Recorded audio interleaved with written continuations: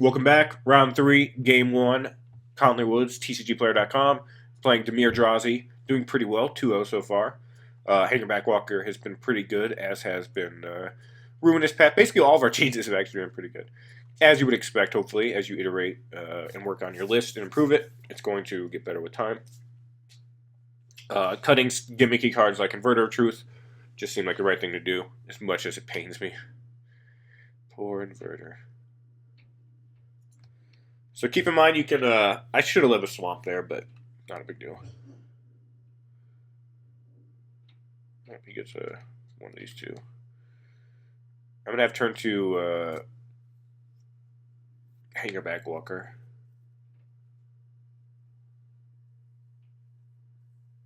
And I'm going to, I don't know if I hold on to Comic Vestige or not. I think I do.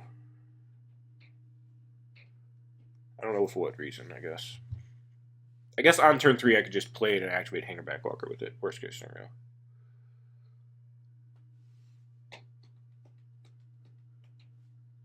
I expect him to take Ruinous Path here, but we'll see. Nope, he took the Warping Well.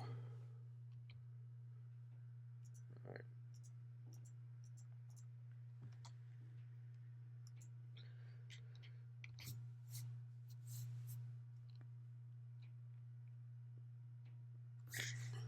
I guess if he had a turn 2 Jace, he might have been worried about Warping Well on it, but I'm just going to Ruinous Path it if he does that.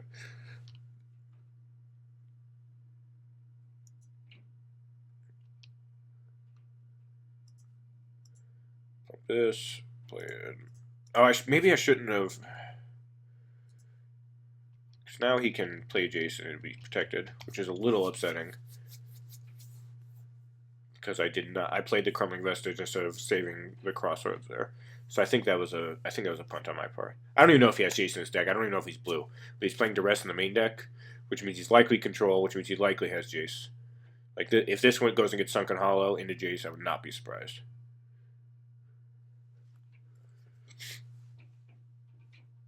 Oh, instead I'm just getting... Okay, so he's Dragons. Ooh, that was a good draw.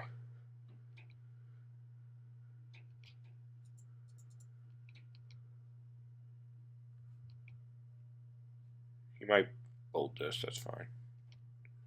I assumed if he had a bolt, he would have done it right away.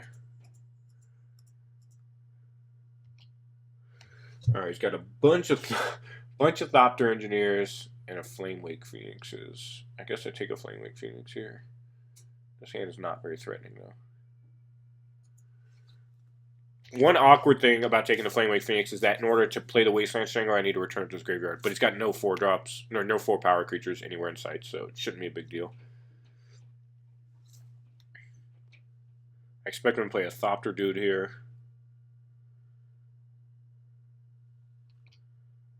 And then I'm just gonna... what am I gonna do? I guess I could kill this and get in with everything else.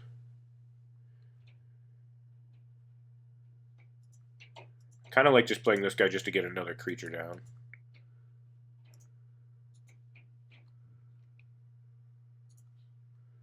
Kill that.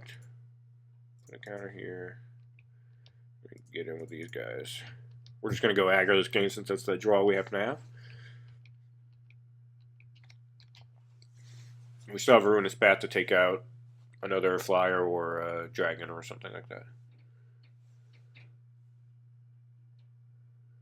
I guess I should have taken Thopter Engineer because the Flamewake Phoenix can't play defense. I forgot about the must attack each turn clause.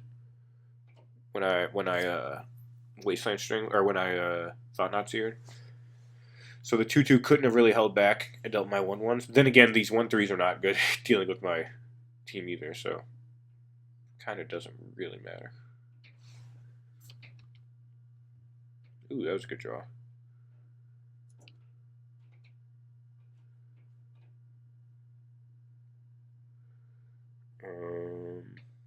I think probably just save this and bash with everything. Not this, I guess.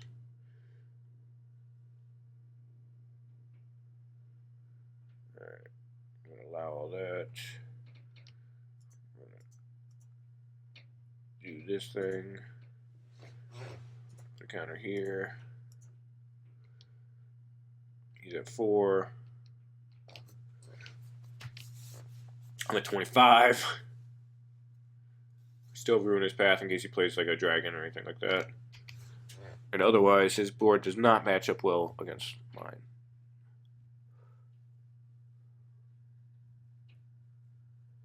Again, I couldn't even activate Seagate Wreckage here, and Tomb's just letting me gain 5 life out of nowhere, which is a substantial amount of life against a red deck. Alright, so you can block my dude this turn. Not too worried about that. What time do I just attack with these 2 guys? Guess I could just attack here.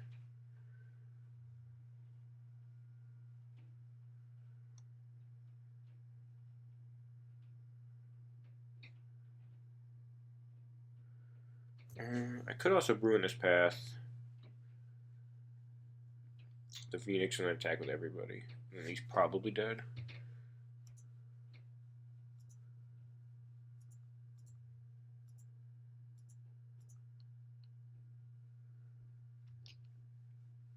I don't know what the last card in his hand is, so he might not be dead, but he's probably dead.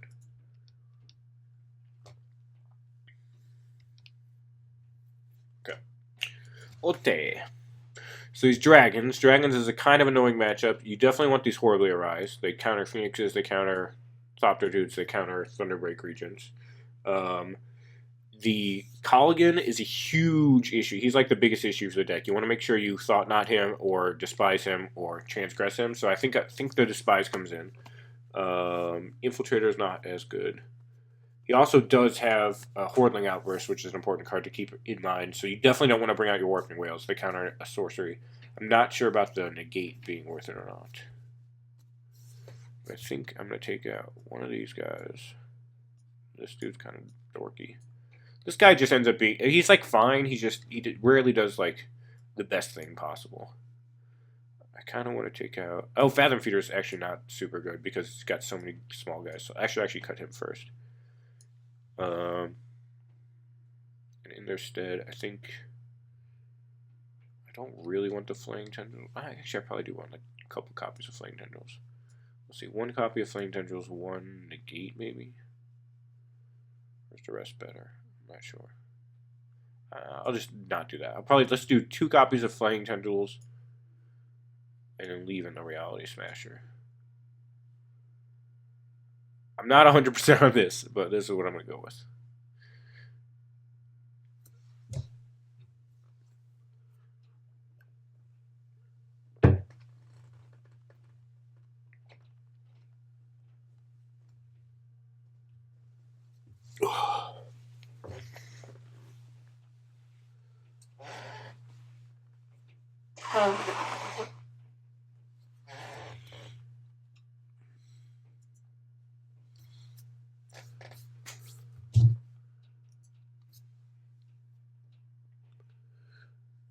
Alright, welcome back to Game 2 of Round 3 here. Comedy Woods, TCGplayer.com, bringing you the new updated version of Dimirdrazi.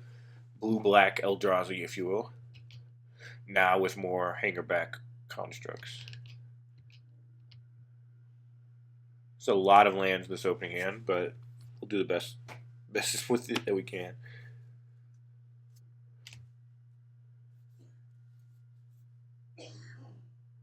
Uh-oh, what is this? This guy's on his own Angiar back Walkiaros. So Horribly Awry is pretty good, but the Flaying Tendrils are brought in is especially good. So I'm going to cast this.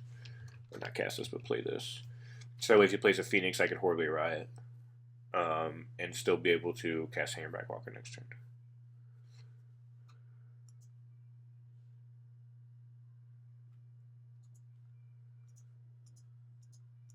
Get out of my face with your Phoenix. You know what I'm saying? Alright, we're gonna play this.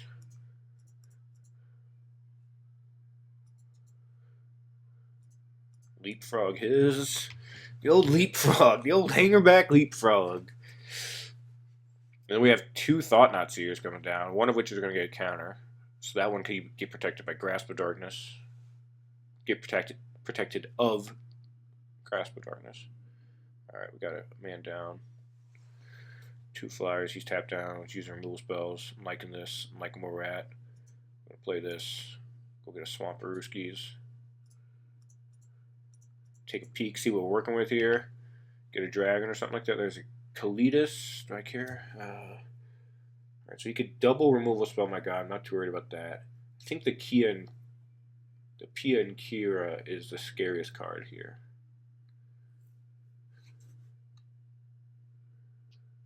Kalitas needs specifically a swamp for. Just not as worried about it for some reason. I don't know why.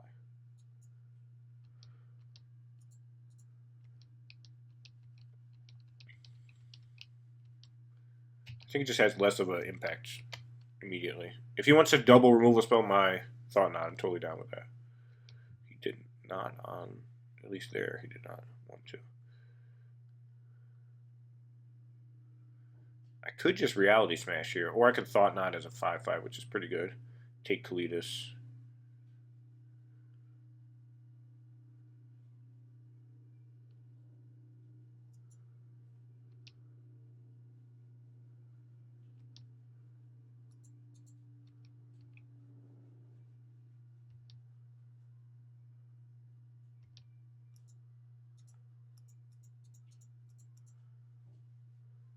Worst case scenario, I'm taking Kalitas here.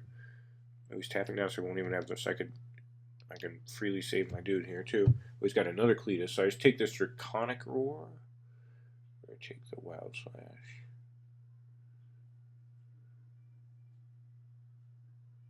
Let's take the Draconic Roar.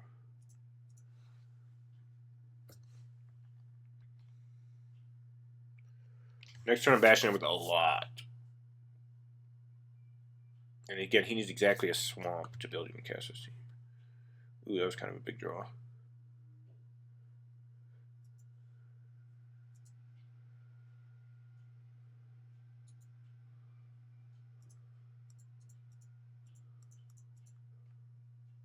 He can trade here, and then he'll take 5, 11. He'll take so much.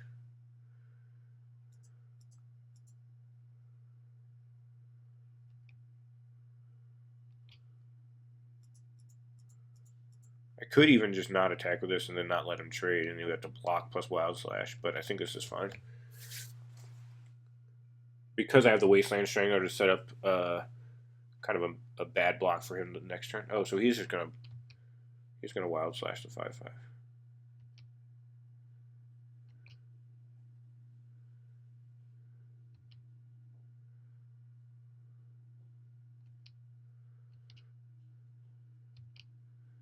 Problem with that, he's at 4 life.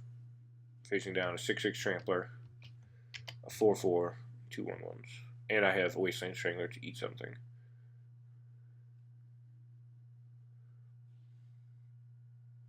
Like, even if he drew a swamp for Kalitas here, I can make Kalitas a 0 power creature so he doesn't get life steal off it, and then attack with everything. He's kind of not a great situation there.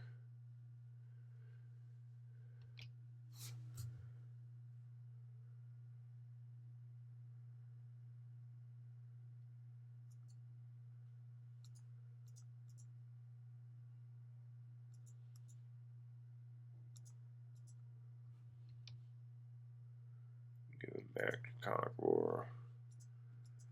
Counter here. I don't even know if he can live through this. Yeah, he dies.